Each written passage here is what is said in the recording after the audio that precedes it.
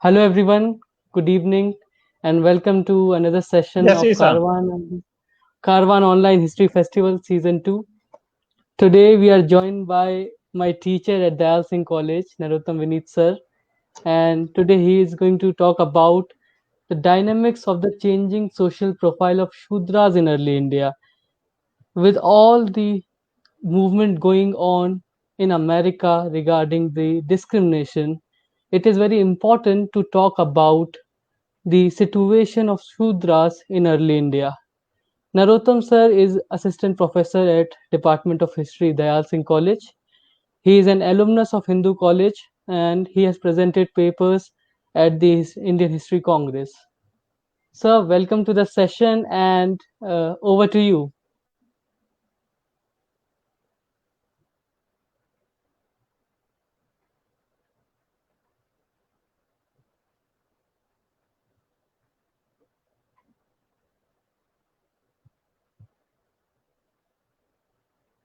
Thank you, Ishan, and thank you, viewers. Topic is very much clear, but at the same time, I would like to make it very loud and clear that I'm not going to speak on the different approaches to the history writing on Dalits because time bracket is early India, and in the course of history writing in the early India, we don't use the word Dalit. That's why the intent of the my lecture would not be on speaking different categories or labels of history writing on Dalits, or for that matter, I'm also not going to talk about the anthropology of anthropology and caste of history. Basically, my lecture would be focusing on two major stages in the history of early India vis-a-vis the servility and disabilities on Shudras. First part of the lecture would be covering up to pre-Gupta period, and second part of the lecture would be on Gupta and post-Gupta period. And for the entire lecture, my emphasis would be on to discuss the several finer nuances of literary traditions of early India. Well, if you look at the first literary and textual representation or reference of the Shudra as a social class in the Rig Veda is to be found in the Purush Sukta in book 10, and that also along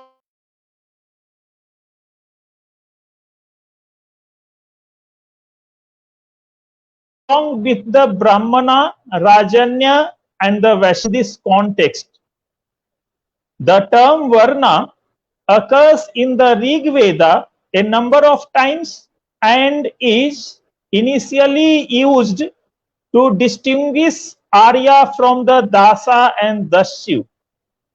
The difference may initially have been both ethnic and cultural, as R.S. Sharma have already highlighted this point, and also there is consensus among historians that the 10th mandala or book of the Rig Veda belongs to the latest stratum of the Rig Veda. What does it mean? It clearly means that the 10th mandala of the Rig Veda chronologically falls somewhere around 10th, 11th or 9th century BCE with the initial point of the Rig Vedic period. Here, one would like to know why the fourth Varna came to be referred to as Shudras. There is no doubt that Shudra existed as a tribe in the 4th century BCE, for Diodorus records the advance of Alexander against a tribe called Shodrai, who occupied portions of modern Sindh. Thus, it may be possible to trace the Shudra Varna of circa 10th-9th century BCE from the Shudra tribe of the 4th century BCE. The first independent work on the Shudras was a short article by V.S. Sastry somewhere around 1922, who discussed mainly the philosophical basis of the term Shudra. Ghosal also in his paper in 1947 dealt with the status of the Sudras in the Dharma Shastras. The only monograph on Shudras titled Who Were the Sudras, published by B.R. Ambedkar in 1946, who worked with the fixed purpose of proving a high origin for the Shudras. However, he also argued that the Shudras were part of the Aryan tribes, which is not historically correct. The miserable and negligible status of the Shudra Varna at the time of its origin is hardly borne out by the picture of Rig Vedic society and the Atharva Veda. During this period, there is no restriction regarding food and marriage between the Shudra and the higher Varnas. The only early reference which implies such social distance between the Varnas is to be found in the Atharva Veda, where it is claimed that Brahmana enjoys the right to become the first husband of a woman as against the Rajanya and Vaishya. The Shudra does not come in the notice, probably because his Varna did not exist at that stage. So, from above references, it seems fairly clear that the Rig Vedic society had no recognizable Shudra order, since it was predominantly a tribal and pastoral society, and could not extract so much surplus and labor from their tribal kinsmen and others so as to alter their status into that of a servile order.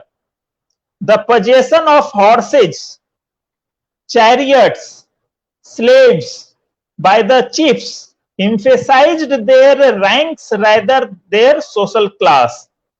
The process of the formation of a servile class was carried forward only during later Vedic period, when there is a shift in their material conditions and also social economic milieu along with the geographical shifts.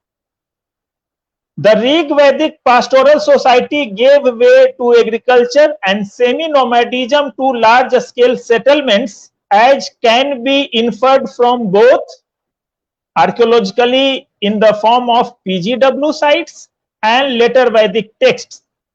The period also saw the rise of the fourth Varna of Shudra from the conquered aborigines and the defeated and dispersed sections of the Aryans.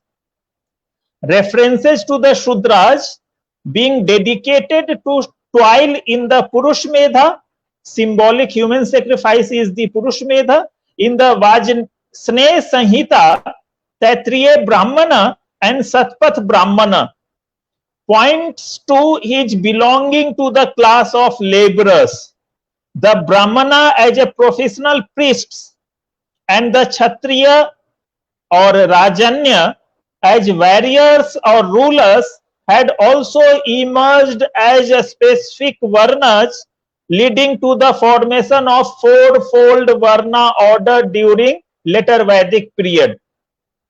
By the coming of this period, Varna system got crystallized, and Jati, there is a distinction between Varna and Jati. don't translate Varna into Jati. Let it Varna as Varna in order to make the distinction. Jati literary caste also developed the term Jati first occurring in Yaskaj Nirukta and being applied to a women of the Shudra caste, Shudra Jatiya. Varna was an essence exploitative in nature and content. There are crude statements to the effect that the Vaishya and the Shudra are to be exploited for the advantage of the ruling class with the active support and help from the Brahmanas. Here you can also talk about the Brahmana Kshatriya relationship in order to exploit the lower two Varnas. The Atreya Brahman characterizes a Shudra as anyaspresya, meaning to be expelled at will, and yatha kam vadhya, to be slain at will. Sacrifices are consciously designed to help rulers overcome internal conflicts and to make Shudra submissive. For example, Shudra was associated with several ceremonies of the two important sacrifices of political nature, that is, the Ashwamedha and the Rajasuya. There had begun a definite tendency to exclude him from such sacrifices. For the study of the Shudras in post-Vedic times, basically we have a wide range of literary traditions ranging from the Brahmanical sources, which mainly comprise the Dharma Sutras, the Griha Sutras, and the grammar of Panini, can be also supplemented by the early Buddhist and Jaina traditions. The Sudra constituted the serving class was mainly implied in texts of the later Vedic period. But during this period, the Apastamba Dharma Sutra made the explicit and emphatic statement that the duty of the Shudra was to serve the three higher Varnas and thus to maintain his dependence. The major Shudra population seems to have been employed in agricultural operations. The fact that the Shudras had not to pay any land revenue shows that they were landless laborers. Apastamba Dharma Sutra also states that Shudras who live by washing the feet are exempt from taxes. The character of the slavery during Vedic times and subsequently into later Vedic period is very much different from what we understood the notions or institutions of slavery in the ancient Greco-Roman tradition. You have to be very cautious here while analyzing the conditions of Shudras or references to the Dasaj, Karmkaraj and household slaves. The character of slavery which first appeared in Vedic time was modified in the post-Vedic times in several ways. In Buddhist tradition, it also embraced men and these slaves were also employed in production. The use of, by the coming of later Vedic period at the somewhere around at the fag end of the later Vedic period, there is a substantial change in the social material milieu, and with the advent of metallic currency into 6th century BC, you will see a very definite change in the character of the slavery vis-a-vis Vedic period. The use of metallic currency from the 6th, 5th century BCE created conditions for money lending to the impoverishment and indebtedness of certain sections of society. The earliest provisions regarding the rate of interest are found in the Dharma Sutras, which prescribe the highest rate for the Shudras, and for that matter, even Buddhist tradition also offered no relief for debtors. It also set the doers or to the Shamghas.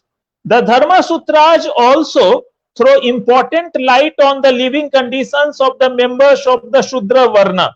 For instance, Gautama says that the Shudra servant should use the shoes, umbrella, garments, mats thrown away by the people of upper Varnas.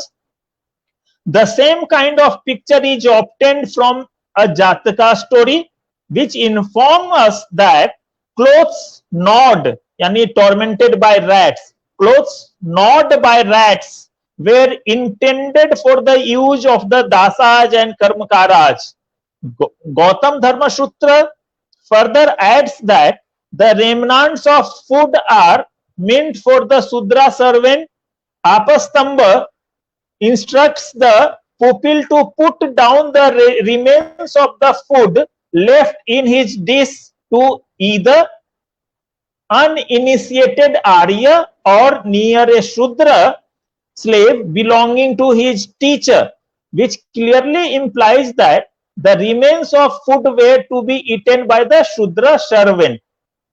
Such kind of literary representation of Shudra is also attested by the Hiranyakeshin Griha Sutra, which lays down that in a 3-day vow undertaken after the completion of his duties, a student should not give the leavings of his food to a Shudra. Vinaya Pitaka also says that the sick wife of a merchant preserved the ghee which she had vomited for the use of the dasas or the karmakaras, who might apply to their feet or burn it in a lamp. All such kind of references would show that there was nothing unusual about the Shudra servants eating the remnants of the food of their masters. If you look at the economic conditions of the Shudras, it is also laid down by the Apastamba Dharma Sutra that if the servant in tillage gives up his work, he shall be given physical punishment. The same provision applies to the herdsman who abandons tending the cattle. The economic disabilities imposed on the Shudras by the Dharma Sutra shed further light on their material conditions. References has been made to the imposition of compulsory service on the artisans for a day in a month by the king. Gautama lays down that in order to defray the expenses of the bedding of a girl when engaged in a rite enjoined by the sacred law, a person could take money by fraud or force from a Shudra. If you look at the other aspects of early India, for example, the law of inheritance, there is also a clear-cut picture to highlight the miserable and despicable conditions of the Shudras. For example, the law of inheritance also contains discriminatory provisions relating to the share of the son of a Shudra wife. For example, according to Bodhayana, in the case of the issue from the wives of different Varnas, 4 shares would go to the Brahmana and subsequently 3 shares to the Kshatriyas, 2 to the Vaishyas and 1 to the Shudrasan. In such a case, Vasishtha also provides for the share of the sons of only the 3 higher Varnas, leaving out the Shudrasan.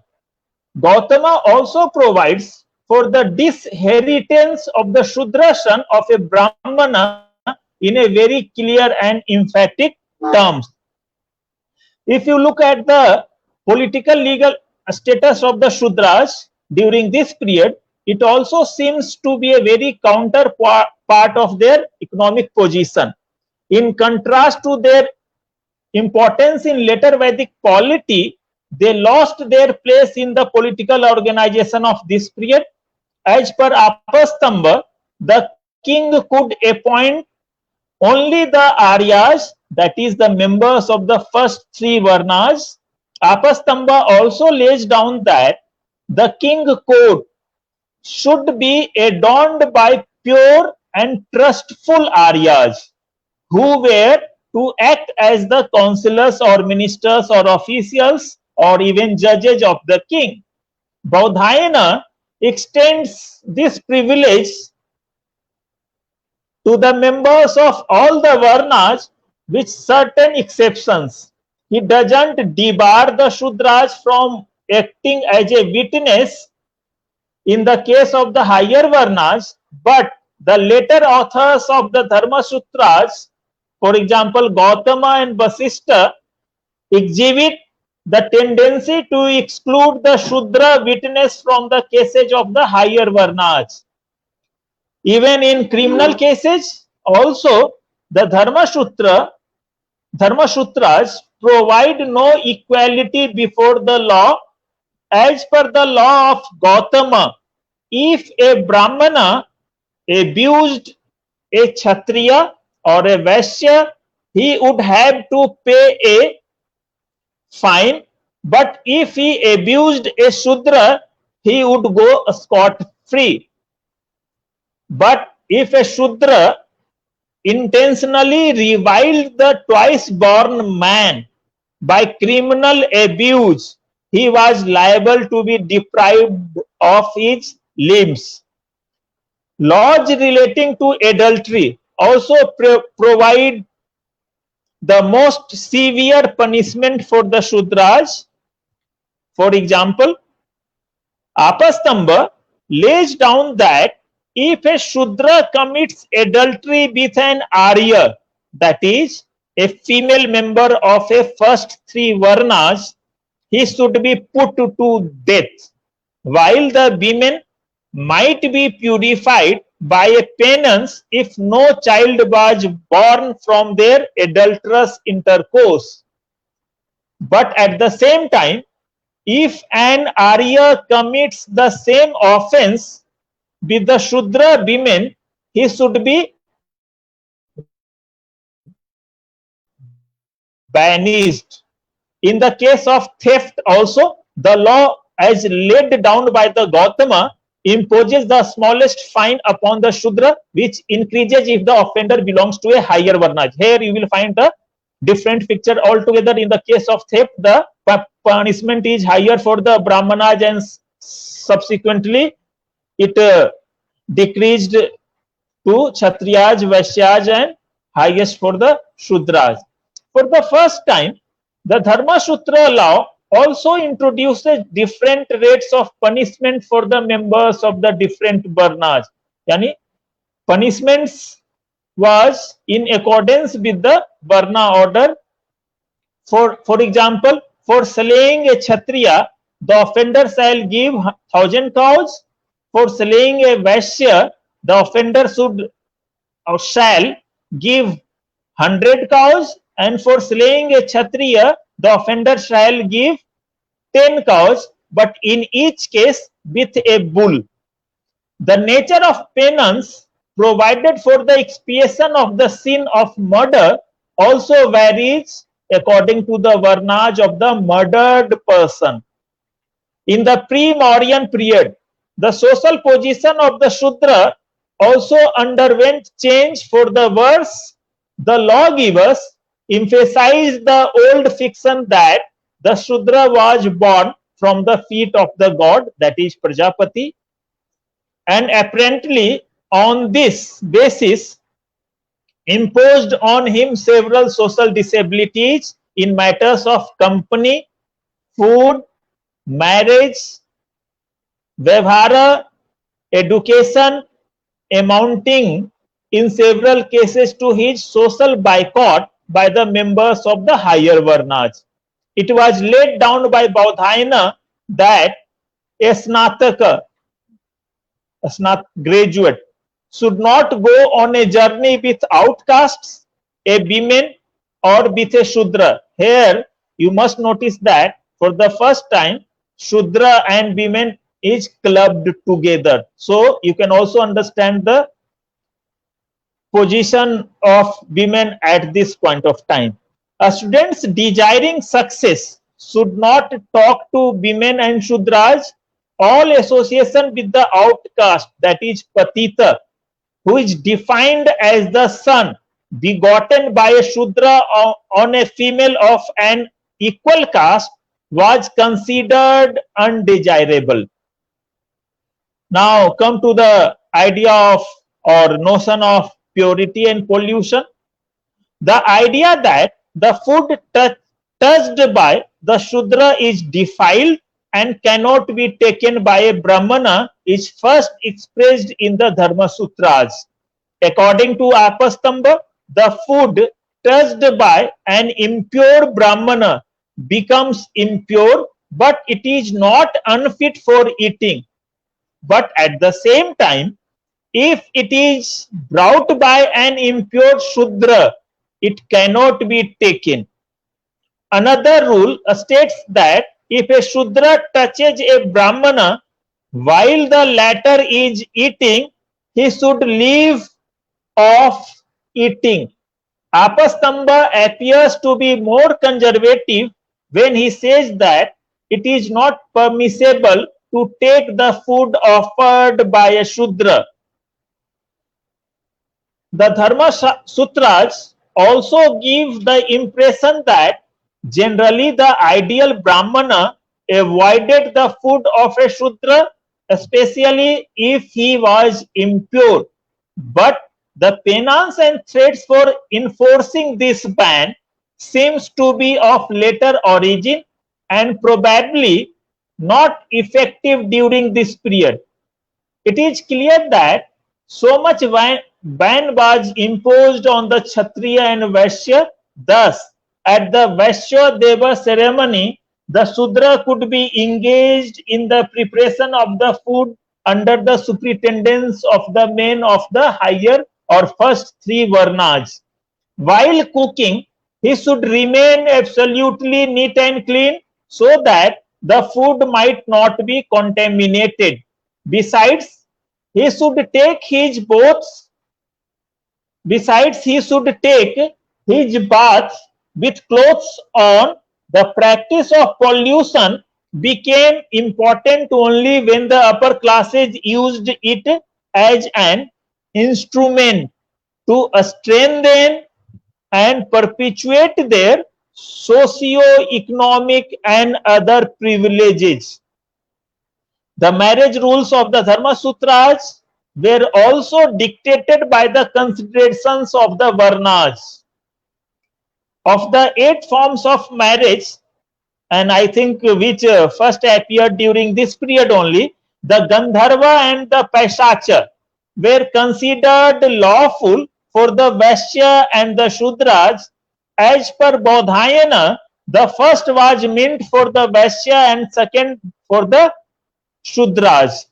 In justification of this view, he states that because of their preoccupation with agriculture and service, the wives of Vaishya and Shudras cannot be kept under control. You can also very easily correlate here the status or condition of women of higher Varnas and lower Varnas. In the opinion of Vasishtha, the marriage would be stable as per ordering of the Varnas.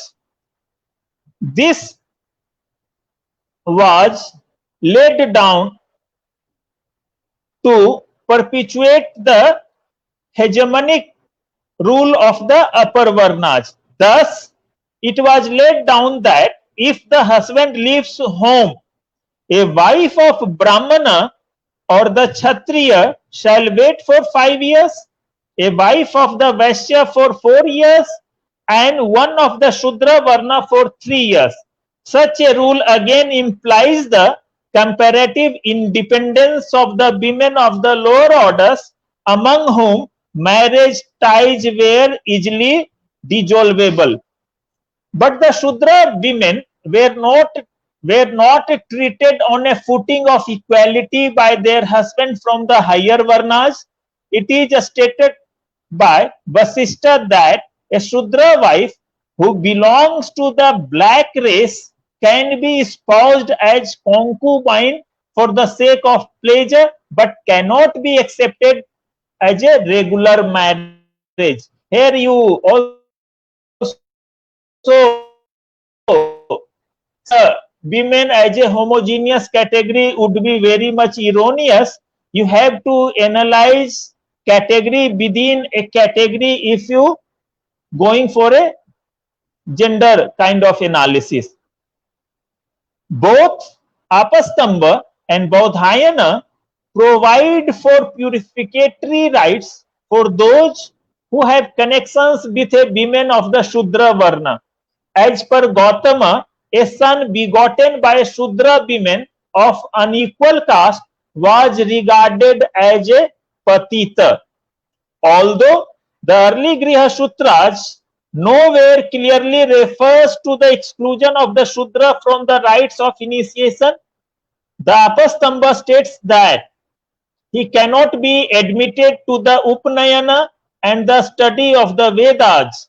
The presence of a Shudra, and particularly that of a Chandala, is considered sufficient ground for stopping the recitation of the Vedas. Bodhayana and Gautama also supports the same views.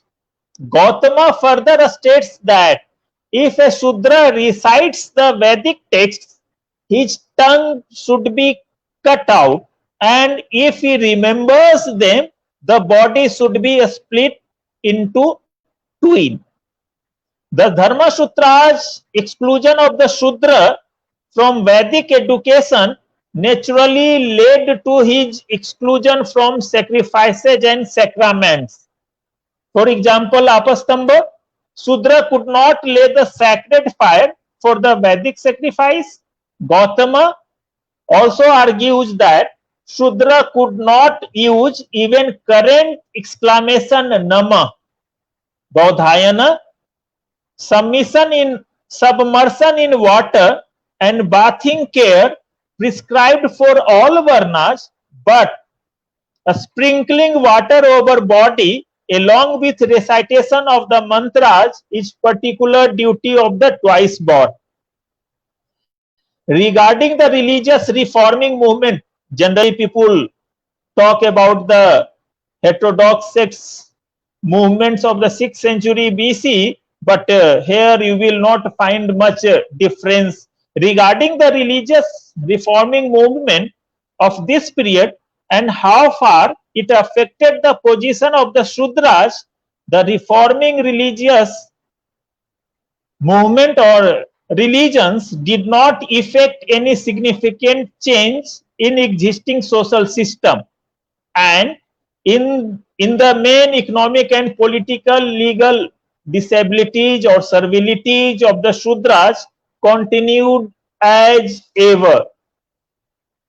There is very scanty information as to how the Shudras reacted to these disabilities, but even on this basis, it is difficult to accept the view that the bitter struggle for existence was wanting and the social order worked harmoniously. A passage from Vasishtha enumerates the following characteristics of the Shudras: backbiting, untruth, cruelty, fault finding, condemnation of the Brahmanas, and continued hostility. This may give an indication of the hostile attitude of the Shudras to the existing order in general and Brahmanas in particular. The usual form of protest adopted by the members of the lower castes was to run away from their master's work. If you look at the changing position of Shudras from Gupta period onwards, you have to be very cautious and have to analyze the literary traditions very carefully. Most of our information about the changing position of Shudras from Gupta period onwards is primarily derived from the Smritis of Vishnu, Yagvalkya, Narada, Brihaspati, and so forth. These law books either undoes or ignores the extremist measures of Manu against the Shudras and provide the punishment of branding and banishing even for the Brahmanas. This one should must keep in mind. These Smritis expand the texts of the Dharma Sutras and in many cases also reproduce the same verses of the Manu. The information obtained from the Smriti is sometimes corroborated and supplemented by the Smriti section of the Mahabharata and the Puranas. The characteristic feature of the Smriti writings of this period is to a very large extent their leanings towards Vaishnavite tradition. With the passage of time, the Vaishnavite tendencies also liberalized the Brahmanical attitude towards the Shudras, who were granted narrow but definite rights in the religious spheres. All such Brahmanic texts, Smritis, Puranas, and early medieval Smritis, especially Yaksha, Atri, Shambarta, Harith, and so forth, also supplied by the works of Kalidasa and Shudraka. The Buddhist works, especially Lankavatara, Sutra, and Vajrasuchi, also gives important and vital information about the changing position of the Sudras from Gupta period onwards. The major Buddhist and Jaina commentaries, which probably belong to this period, also give some references about the position of Shudras. Besides all these literary works, we also must include technical works such as Niti Sara of Kamandaka, the Natya Shastra of Bharata, the Kama Sutra of Vatsyayana, and the Bharata Samhita of Barahamira to assess the changing social, economic, cultural, religious profile of the Sudras from Gupta period onwards. At the same time, inscriptions are also there, but in most of the cases, inscriptions do not mention the Shudra as a Varna, but land grants repeatedly refers to the tax paying peasants and artisans and indicate the process through which aboriginal tracts were annexed to Brahmanical society. A few epigraphs speaks of the artisans guilds. All this wide as well as varied nature of sources help us to determine the nature of changes in the social, economic, politico-legal religious conditions of the Sudras. The familiar maxim that the duty of the Shudra is to serve the three other Varnas recurs in the text of the Gupta period as well. In the Santi Parvan, a ruler boasts that in his kingdom the Shudra duly serve and wait upon the other three orders without any malice. The Anushasana Parvan also holds that the Sudras are workers and states that there would be no workers if there were no Shudras. There is no doubt that the considerable section of the Sudras continued to be employed as wage earners. However, the rates of payment prescribed by the Brihaspati suggest that towards the end of the Gupta period, wages of agricultural laborers were doubled.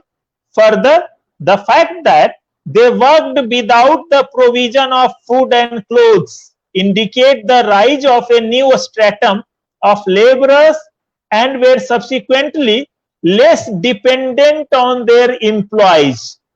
Thus, it is clear that by the coming of Gupta period, there was a definite increase in the wages of herdsmen and agricultural laborers, which meant subsequent improvement in the economic position of a considerable number of Shudras. The Santi Parvan also repeats the myth that the Shudra was created by Prajapati as the Dasa of the three other Varna, and hence he is required to practice the Dasa Dharma. But this doesn't mean that all the Sudras were not slaves. There is hardly any evidence of slaves being employed in production either by individuals or the state. Such we find in the pre-Mauryan and Mauryan periods. This is a clear-cut departure from the earlier period. The period shows a number of other signs which indicate the general weakening of the institution of slavery and the increasing freedom of the Shudras from the obligation to serve as slaves.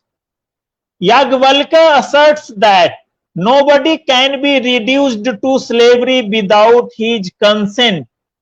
Narada and Katyayana also states that slavery should take place in the natural, that is Anuloma order of the Varna and not in the reverse Pratiloma order. That a slave should be of lower Varnas than his masters. Katyayana, however, makes the claim that slavery is provided for the three lower Varnas and not for the Brahmanas. Nevertheless, these provisions simply states that the Sudras were no longer singled out for enslavement. The Anushasan Parvan also states that a person should not sell others, how much more one's own children. All this literary or textual representation may have undermined the slave system. In spite of all this, the general weakening of the slavery during the Gupta period seems to be evident after the conquests of, I think, Samudragupta and Chandragupta II. We don't come across any large scale wars in the Gupta times. Therefore, the possibility of acquiring slaves through conquest seems to have been exhausted. The system of slavery was further undermined because of the shrinkage of the market. So you have to keep in mind that whatever social changes were happening have to understood against the backdrop of the economic changes. Paucity of coins, from the towards the end of the 6th century may have also weakened the practice of dealing in slaves, and this phenomenon itself was a consequence of the decline of trade and towns and the rise of a new type of economy in which various services were paid through land grants, and donated villages came to form some kind of new self-sufficient economic units catering to their own needs as well as to those of the beneficiaries. A significant factor which contributed to this development was the fragmentation of land through the process of partition and gifts, which is mentioned in the quotes of Narada and Brihaspati. Once the principle of the partition of land was recognized, the increasing density of population in the fertile Rhine valleys of northern India was bound to accelerate the pace of fragmentation of arable lands. Naturally, small holdings made it uneconomical, viable to employ a large number of Shudra slaves and laborers. It has also been suggested that during the Gupta period, land grants to the Brahmanas served to promote village settlements by private enterprise. This may have been the case in the undeveloped areas in central and south India, but not in the northern Bengal. Possibly, either the wasteland undeveloped land was settled with surplus Shudra population, for the old peasants would not like to shift from the settled areas to the newer areas. Hence, in Gupta and post-Gupta texts, it became necessary to call them cultivators. So, peasantization of Shudra class is very much evident during the Gupta period onwards. The traditional view that the Vaisyas were the peasants recurs in the literature of this period. In the Amar Kosha, word for cultivators are listed in the Vaishya Varga, but Sudras were also becoming peasants like Manu, Vishnu and Yagvalkya, so that land was rented out to the Sudras for crops. This would also indicate that the practice of leasing land to Shudra sharecroppers was increasing stronger and stronger from Gupta period onwards. Gradually, they established permanent possession over the land. A Pallava land grant of this period informs us that 4 sharecroppers, that is Ardhika, remained attached to the land even when it was gifted away to the Brahmanas. The Markandeya Purana also defines the village as a settlement where Sudras are numerous and cultivators thrive. Some of these cultivators may have been from the broad categories of Shudras. This may suggest that Shudras and cultivators were regarded as closely connected with one another. Thus, the above references cited also indicate that Sudras were gradually becoming peasants. In the Gupta period, Shudras gained some religious and civic rights as well, and in many aspects, they were placed on par with the Vaisyas. For example, in Atri Smriti, Vaishya and Shudra are clubbed together, especially in verse number 15 and so on. So, the bracketing of the Vaisyas and Sudras is not unknown in the earlier texts, but it became more and more frequent in the texts of the post-Mauryan and Gupta periods. Apparently, the status of the Vaisyas was degraded towards servitude and that of the Shudra raised towards freedom. So here you can also talk about some concessions were also given to the Sudras, but again within the same boundaries of servility and disabilities. The Kurmis, for example, who constitute a numerous cultivating caste in West Bengal, Bihar, UP, are placed in the category of Shudras, seem to correspond to the Kutumbin. Possibly, this was the result of a prolonged social crisis which made it difficult to collect taxes from the Vaisyas and labor from the Shudras. Priests, administrators, therefore, had to be paid through grants of land, land grants to Brahmanas in the undeveloped areas added to the number of Shudras. For aboriginal peasants were also recruited into the Brahmanical social organizations as Shudras. By the coming of Gupta period,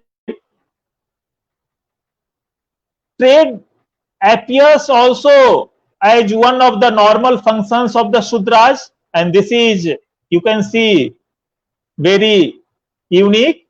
Yagvalkya states that if the Shudra cannot maintain himself by the service of the twice born, please underline it, he can become a trader. Brihaspati also allows him to trade in all articles as one of his normal occupations. Brihaspati also states that a Sudra partner in business should pay more profits to the king than other three Varnas. This should be understood again within the boundaries of the patriarchal fourfold Varna order. This would show that conditions for the Shudra traders were not so favorable as in case of the members of the higher Varnas. Moreover, good Sudras were not expected to deal in some commodities such as wine. Here you will also get the reference of good Sudra and bad Sudra, Sata Shudras and Asata Shudras. Generally, the Shudra traders may have served as peddlers. Even living conditions of the Sudras was not at par with the members of the higher Varnas. The housing rules laid down by Braha Mihira provides that a Brahmana should have a house of 5 rooms, a Kshatriya of 4 rooms, a Vaisya of 3 rooms and a Sudra of 2. It also shows that the members of the lower Varnas were not expected to enjoy better housing conditions in spite of their material well-being. In spite of the servile status and miserable conditions of the Sudra Masas, particularly in the pre-Gupta times, there is hardly any evidence of Sudra revolts excepting the references of their violent anti-Brahmanical activities during the during the late 2nd and 3rd centuries AD. The oppressed seem to have offered passive resistance. We have hardly any evidence of revolt or active resistance. The rules for the boycott of the Shudra's food have a very limited application. They mostly apply either to the Brahmanas or the Snatakas who may have been chiefly Brahmanas even the Brahmanas is permitted to take milk and curd at the house of the Shudra. Further, if the Brahmana is unable to procure food from the twice born for his livelihood, sorry, he may accept it from a Shudra. Brihaspati also provides that food can be accepted from the slaves and domestic servants. There is no evidence of forbidding accepting water from certain Shudra castes except in the case of the Chandalas and other untouchables. Here, I will not venture into the history of Chandalas and their subsequent stages of growth by the coming of Gupta and post-Gupta period. The Mricha Katikam informs us that the same well was open to the Shudras and Brahmanas. On the other hand, the list of food items prohibited for the twice born clearly implies that they would be taken by the Shudras. This would mean that the food habits of Shudras were somewhat different from those of the members of the twice born. Now come to the religious rights, and subsequently we will also talk in a very brief about the political legal position of the Shudras from Gupta period onwards. For the first time, the Santi Parva declares that all the four Varnas ought to hear the Veda and that a person ought to acquire knowledge even from a Shudra. This is again a clear-cut departure from the earlier period. The Bhagavata Purana states that instead of the Veda, the Mahabharata is provided for women and Sudras. It is not clear whether Mahabharata was to be read or only to be heard by the Sudras. Bhavishyata Purana states that they should never be studied by the Sudras but should be heard by them. Possibly, religious practice of narrating stories from the Puranas and epics to all sections of the people for their edification and salvation originated in the Gupta period. This is very much important. The Gupta period also provides instances of educated Shudras. A passage of Yagvalika suggests the existence of the teachers of the servants. There is no doubt, however, that compared to the members of the upper Varnas, the Sudras functioned at a low cultural level. Thus, in the drama, women and low caste people always speak Prakrit and the tongue of the vulgar, in contrast to the refined tongue of the higher class characters who speak court language, that is Sanskrit. Sometimes distinction was made even in the use of the dialects of Prakrit. Sorsani was used for persons of good position in the drama, while Magadhi was reserved for those of low rank. Nevertheless, it is clear that texts of the Gupta period not only take a liberal view of the education of the Sudras, but also testify to the existence of some educated Sudras. Now come to the religious sphere. There are also appear some indications of changes in the religious position of the Shudras. The Markandeya Puran assigns the duties of making gifts and performing sacrifices to the Shudra. Yagvalkya makes it that a Shudra can perform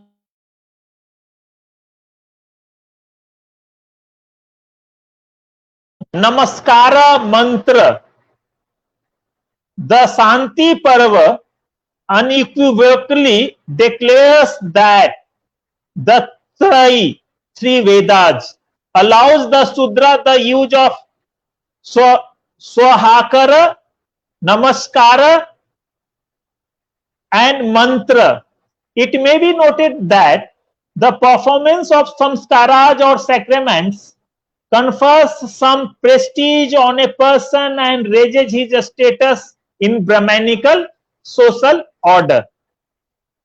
The Gupta period also, and in fact onwards, witnessed some momentous changes in the status of the Shudras.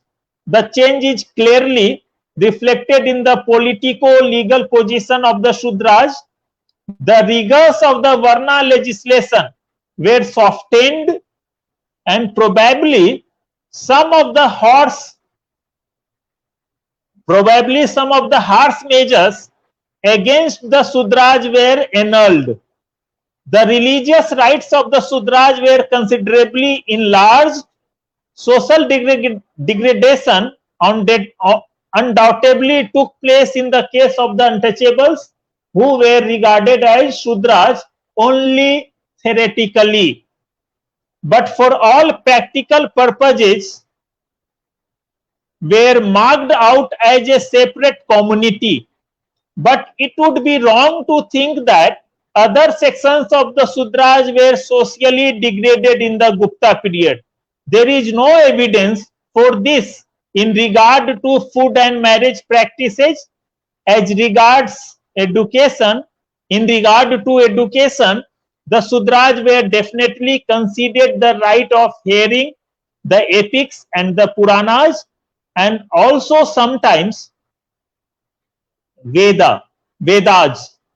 On the whole, the economic, political, legal, social, religious changes in the position of the Sudras in the early India can be understood in terms of stages, and from Gupta period onwards may be regarded as marking a transformation in the status of that community.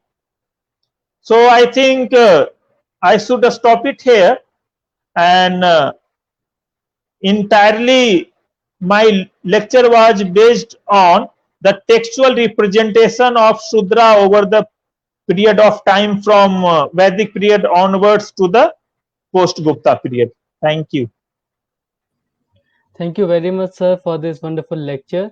We have got some questions in the live chat. There's a question by Yeah, Shailendra Isan. Mohan Jhaji. His question is, do you find any evidence of protest by Shudras in ancient India?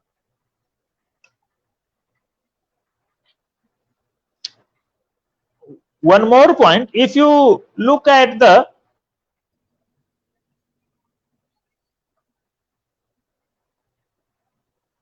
as I have already said that there was some kind of evidence, but active resistance or clear-cut protest is not captured by the literary authors of the Brahmanical texts, and in most of the cases they generally try to run from their master's house. One more point I would like to add here is that if you look at the particularly early medieval Smritis, you will also find the instances of achara, vyavhara, expiation, prashchita, and the instance of shuddhi, samskaras, and all these provisions were also according to the different varnas. For example, if you look at the expiation and achara, prasara, angira, and daksha speaks also keeping in mind the fourfold varna order. Similarly, for shuddhi, prasara, daksha, atri, yam, shambarta also talks about different categories of shuddhi according to their crimes and also according to their varnas. Yeah. Next question is, how did Shambhu get education and become a teacher in Ramayana? This aspect, particularly if you look at the my lecture, I haven't touched upon the Ramayana at all, and few sections of the Mahabharata I have picked up, particularly Santi Parva and Anushasan Parva, to show the changing social profile of the Shudra. So at this moment, I can't answer. Sir, can you tell us about Sat Shudra as a category? Can you briefly tell Shudra about Sat Shudra as a pardon, category? as a category. Yes, sir. What category? So this is a question. Sat Shudra as a category.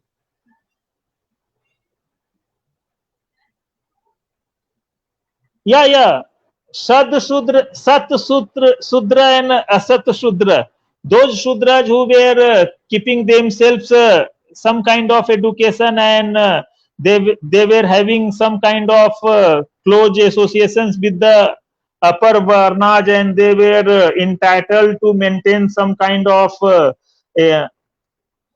initiation rights. They were referred to as a Sada Sudra, and others were treated as Asada Sudra. One last question is one by one of your student, Anand Shekhar. His question is, can you please differentiate between active and passive resistance offered by slaves with some more rare of, examples of. Actually, in the context of ancient Indian history, we don't have much evidence of active resistance as we have in the case of Western countries, especially Greco-Roman traditions and so on and so forth. In the case of early India, if there were any resistance, all such kind of resistance were mainly passive, and for example, we have two or three active resistance in the form of Kaivarta revolt from Bengal and Damara revolt from Kashmir. Yes, sir. So thank you very much, sir, for today's lecture. It was really enriching.